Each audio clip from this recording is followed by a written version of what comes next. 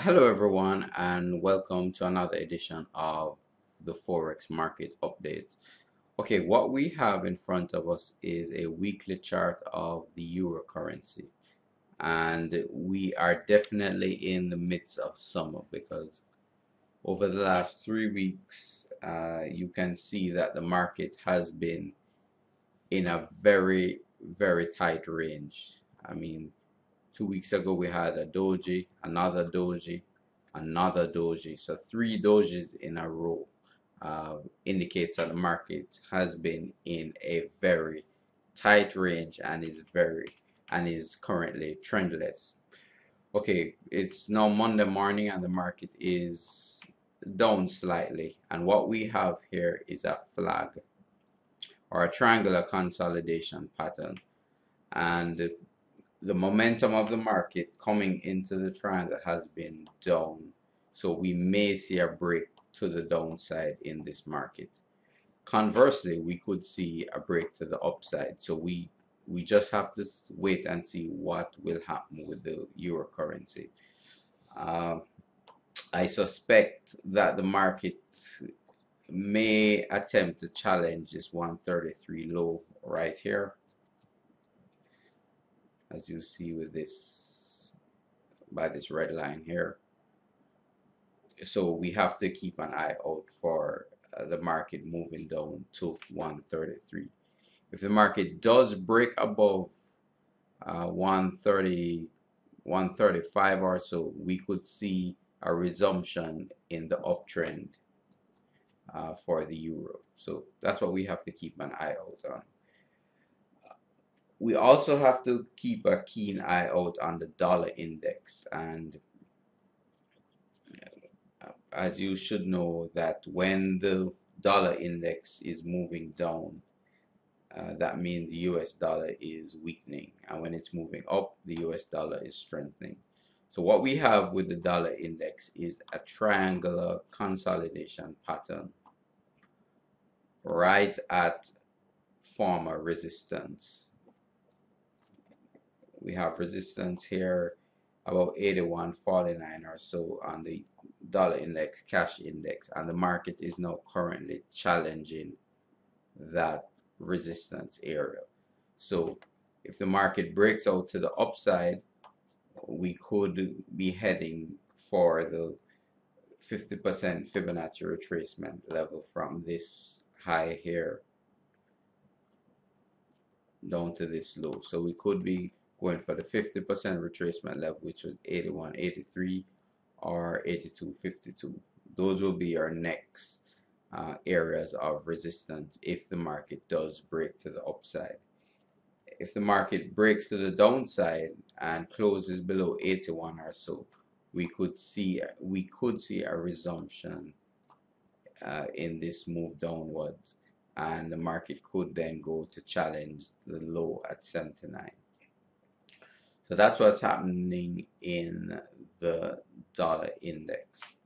I was speaking to someone just the other day, and they have noted that this market for the year so far has been very relatively quiet. I mean, looking at 2013 so far on the euro, we see that the market opened around 136, made a high of, let's say, 140, and a low for the year at just above 133.50.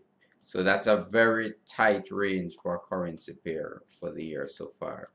And what we could see is that the market could pick up activity towards the end of the year. So when you see markets in consolidation patterns like this, you could expect fireworks, and that's why we have to be prepared for those fireworks, which normally do happen towards the end of the year when activity does pick up in the markets. So we have to keep an eye out on that. Another market of note is the British pound Canadian dollar. This is a cross rate. We see that the market has formed this huge triangle, and the market closed below the triangle briefly last week, but is now popping back up. So this could be a false break uh, in the British pound Canadian dollar. But if the market continues down, this could be, if the market confirms this break, because it has broken out, as you can see. If the market does confirm this break and closes below 81, $1.81 or so, this could signify that the market will fall pretty significantly. If the market does come back in the triangle and closes above the previous high here, which is just above 186, we could see a continuation in the trend to the upside. And just coming into this triangle, the market was in a huge uptrend. I mean, a move from 155 up to 185 is over 3,000 pips. So this is a period that can really move when a trend starts. So we just have to keep an eye out on this market. If it breaks convincingly the triangle to the downside, or it snaps back up and comes back to the upside, and whichever way it breaks, that could be an opportunity to profit. Okay, just a quick look at gold. Gold market again this year has been very, very quiet so far. I mean, the range in gold for the year so far has been 1180 to a high of just above 1380, and the market is in a triangular consolidation pattern. So 1180 to 1380, a very narrow $200 range, which is very small for gold. So this market is in a consolidation pattern, and we just have to wait to see which way it does break out. If it breaks to the downside, that could signify a pretty aggressive move down. If it breaks to the upside, the market could resume its uptrend and challenge the 1800 level. What's of concern with gold is that we're in a period, June, July, August, that gold normally strengthens, and we're not seeing that strength so far, which could be worrying for the gold bulls. Okay, I hope you enjoyed this brief Forex market update. Oh, before I go, let me just take a look at the stock market. I mean, I've been getting a lot of questions about the stock market. Okay, the market is still in a broad uptrend. I mean, folks have been calling for a top in the market, but the market is still in an uptrend.